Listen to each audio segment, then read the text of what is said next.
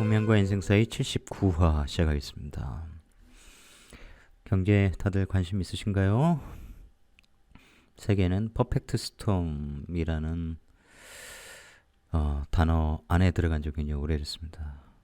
폭풍이 밀려오고 있는데 밀려오는 건지 사라진 건지 헷갈릴 때도 많죠. 왜냐하면 뉴스는 현상만을 거의 보도하니까요. 그리고 미래에 대한 얘기는 저마다 다르니까요. 전문가들도 그렇고 일반인들도 그렇고 통일된 목소리가 나오기 어렵습니다.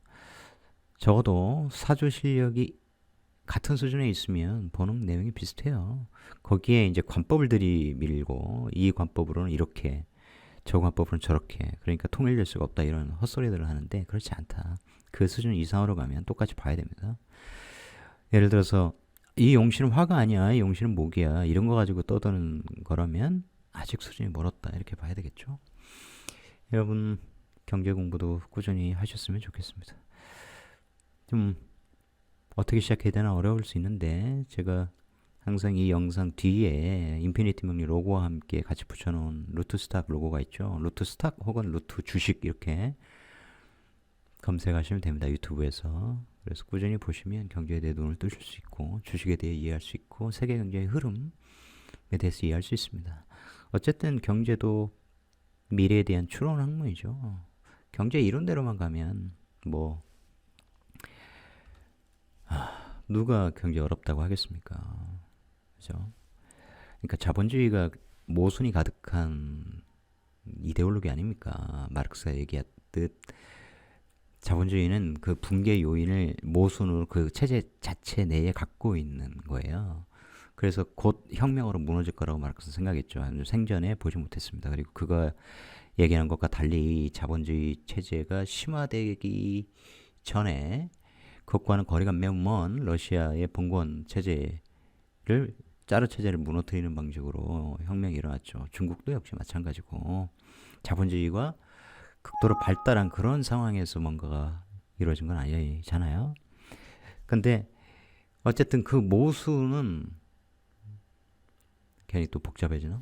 자본주의의 모순이라고 하는 것은 어쨌든 이 주기적 불황, 위기, 때로는 뭐 심각한 대립에서 최근의 전쟁까지 이런 모순 해결 방법을 통해서 붕괴가 연기되는 그런 시스템이라고 저는 봐요. 특히 이런 공황이나 뭐 위기 제가 이렇게 표현한 것은 뭐예요? 대가를 상대적 약자, 그건 국가이기도 하고 기업이기도 하고 개인이기도 합니다. 상대적 약자들에게 끊임없이 전가하는 방식으로 진행되어 온 시스템이에요. 이건 제롬 파월 사조를 가지고 얘기하기 때문에 그냥 갑자기 떠올라서 말씀을 드린 건데 그래서 휘둘리지 않으려면 경제를 공부하는 것이 좋죠. 역시 상담 가이의 말에 휘둘려서 주눅들거나 공포에 사로잡히거나 나는 될 것 같은데 하지 말라고 해서 여러 군데를 다녀야 되거나 그러지 말고 내가 스스로 내 사주를 볼 정도로 높은 수준에 오르면 내가 주도적으로 명리학을 활용할 수 있겠죠. 그렇지 않습니까? 휘둘리지 않는 삶은 중요해요. 그게 주체적 삶이죠. 인간이 자기 생의 주체냐 객체냐 실존주의냐 구조주의냐 이게 다 철학적인 질문인데 명리학은 그것을 넘어서는 수준에 있다고 보셔도 과언이 아니에요. 정말로 서양 철학자들, 현대 철학자들 데려다가 열심히 명리 가르쳐서 깨우치게 하면 그들도 알게 돼요. 아, 내 사주에 이런 에너지가 있어서 내가 이런 철학을 하고 있구나. 과거의 철학자들이 그래서 그런 철학을 했구나. 라는 것을 알게 될 거예요. 그럼 인간은 정말 어떤 존재인가? 옛날에 신이라고 표방한 근대 이전의 철학. 근데 현대는 새로운 신이 있죠. 돈이라는 신도 있고. 근데 그 상황에서 인간이라는 존재와 인간을 둘러싼 세계를 새롭게 통찰하는 그런 철학들이 전개될 수 있다니까요. 제가 과거에 말씀드렸듯이. 저도 그것을 단권으로 어떻게든 알기 쉽게 정리해 볼까 하는 생각을 갖고는 있어요. 때가 되면 해봐야죠. 자, 서설이 길었고 사주가 편인격 사주입니다. 이렇게 또 편인 이 시주는 제가 추론한 거예요. 이 사람이 공교롭게 2월 4일생인데 2월 4일생인데 언제 태어나느냐에 따라서 달라지지 않습니까? 그죠? 해가 달라진다. 계산년이 아니라 임진년일 수도 있고. 하지만 그렇게 해서 제가 뽑아보니 이게 맞겠다. 이게 맞다. 라고 해서 이 계사 갑인 병소를 뽑아놓고 신은 이 정도 돼야 이 사람이 지금 칠순이 넘어간 이 나이 때도 연준 의장으로서 열심히 지금 세계를 뒤흔들고 있는 그런 삶을 살게 된다고 생각한 거예요. 편인하면 항상 뭘 떠올리셔야 된다? 재성. 무죄사주죠. 지장간에만 있습니다. 여기.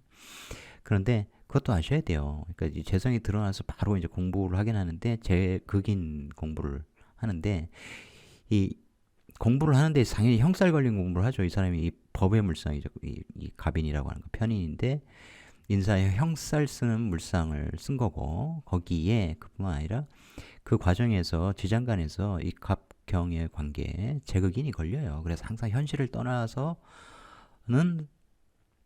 살 수 없다. 이 사람 공부 종교면이 철학으로 가는 게 아니다. 깊게 공부하고 학위를 많이 따려고 하는데 항상 현실에서 벗어나려고 하진 않는다. 거기에 인호술 삼합을 짜고 있고 사오미를 또 짜려고 하고 있어서 수많은 비겁들의 리더가 되는 팔자고 이게 관인상생으로 연결됐으니까 국가의 관 특히 관인상생으로 해서 국가관이 나한테 자격을 통해서 넘어오는 것도 있지만 이 관을 갖고 있는 비견들을 내가 내 전문적인 내 말, 내 실력에 임묘시킴으로써 얘들이 가진 관을 내가 뺏어오는 것도 돼요. 그러니까 비견들이 국가 자리에서 일을 하니 나의 일종의 경쟁자들, 내 앞에 있는 사람들, 국가 공직자들을 내가 임묘시켜서 지배하여 내 것을 만드는 거예요. 그 다음에 사회에서 내가 획득한 이런 자격들을 내 옆으로 끌고 와버리니 관인상생, 내 관에서 주는 문서, 관과의 계약된 문서, 관에서 주는 자리가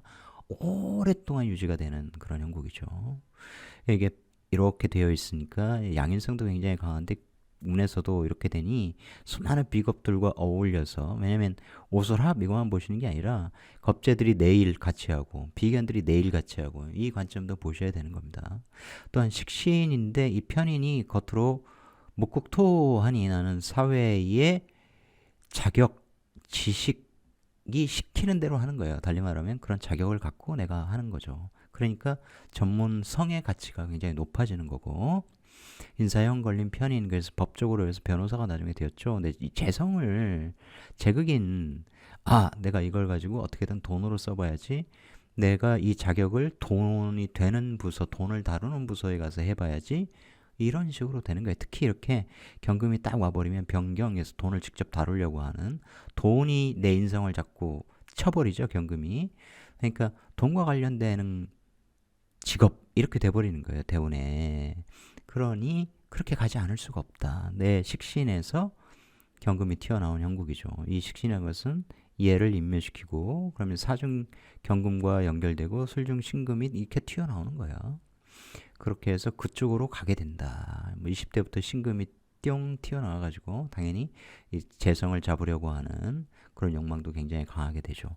그래서 그가 변호사로서 이 재무 쪽에 공직자로서 쭉 커리어를 쌓아온 배경이 되는 거예요. 이해하시겠습니까? 다 끌고 오는 거예요. 사회에서 국가 자리에서 잘 나가는 사람들 다 내 밑으로 모여. 이게 비겁고니까 비겁들 다 모여. 비겁들 연합해 비즈니스 하자. 그런데 너희들 내일 도와야지 나 혼자 올라와 있으니 이런 개념이고 지금 이렇게 운에서 이렇게 올라와 있으면 이 사람은 이제 연준 의장이지만 샌프란시스코 총재도 있고 캘리포니아도 있고 어디도 있고 뭐 그렇잖아요. 그런 식인 거예요. 그럼 모든 걸 내가 종합하는 일을 하는 사람이다. 남의 관을 뺏어서 오랫동안 유지하는 사람이다. 사회로부터의 큰 자격을 내가 내 옆에 끌고 와서 오랫동안 쓰는 사주다. 이런 거죠. 이게 천간에서만 젊을 때 모는 것이 아니라 중년에 보시면 유술합, 신술, 신유술 이런 조합을 계속해서 만들면서 내 일은 항상 돈으로 인성을 다루는 이런 쪽으로 간다라는 거죠. 제극인 일을 한다. 판단, 분석, 검증, 비판, 비평, 추론 이런 것이죠. 추론은 무지막지하게 해야 되잖아요. 우리가 금리를 이렇게 계속해서 내리는데 언제 속도 조절을 할 때 그에 맞춰서 소비자 물가 지수도 좀 안정화될 것이다. 뭐 등등등. 그죠? 그렇게 할 때 미 국채가 지금 어마어마하게 다른 나라에서 막 팔고 있기 때문에 걔들도 달러를 모으려고 그러다 보니까 국제값이 떨어지는데 이걸 어떻게 막아낼 것인가? 킹달러를 언제까지 이 기조를 유지할 것인가? 뭐 온갖 것을 항상 생각하고 사유하고 미래를 예견하고 이래야 되는 거 아니겠습니까? 그런데 100% 맞는 건 없죠. 어쨌든 얘가 주도적으로 한다는 거죠. 어쨌든 경제 얘기는 여기서 할 필요가 없으니까 아까 그 차원에서 소개하는 차원에서 관심 있으신 분들은 보세요. 뭐 듣고 별거 아니네 하면 구독 취소하시면 되는 거고. 어쨌든 저는 명리학이 미래를 읽는 학문인 한 그와 유관된 관련 있는 경제 공부도 반드시 하셔야 된다는 입장이에요. 그 중에서도 주식, 미래를 추론하는 것이다. 그러니까 우리가 지금 이제 요 이미지도 2차원으로 보고 있지 않습니까? 주식 차트 이런 것도 경제 모든 수치 다 2차원이잖아요. 우리는 3차원에 살고 있습니다. 3차원에 살지만 예를 들어서 주식 차트라고 하면 그 다음에 어떤 식으로 모양이 흘러갈지 모르죠. 근데 공부를 함으로써 그 추론을 할 수 있어요. 그것의 정확도를 높일 수 있습니다. 왜냐하면 우리는 3차원에서 하는 3차원 인간이기 때문이죠. 그러니까 우리가 주사위 뒷면을 볼 수가 없잖아요. 주사위는 딱 정육면체이기 때문에 최대로 인간의 시선으로 한꺼번에 볼 수 있는 면이 수가 3개예요. 3개. 근데 그것을 쫙 펼치면 그걸 뭐라고 하죠? 하여튼 이런 표 같은 거 뭐라고 하는데 조감도는 아니고 뭐라고 하죠? 어릴 때 우리 막 그런 거 만들어가지고 접고 그랬잖아요. 풀칠해가지고 그렇게 2차원으로 펼치면 다 보이잖아요. 그러니까 뭔가 차원 높은 생각을 계속 해보자는 거죠. 이 명리라는 것도 2차원에 불과하지만 공부를 하다 보면 이게 다차원으로 보여요. 우리 세상 너머에 있는 세계를 보는 거잖아요. 어떻게 보면 아직 다가오지 않은 미래를 내다보는 거고 자꾸 3차원에 이제 시간이 결합해서 4차원인데 여기에서 우리는 시간성을 읽어내고 다가오지 않은 시간, 그죠? 아직 무한한 가능성만 갖고 있는 시간, 그것이 곧 미래죠. 그것을 추론할 수 있잖아요.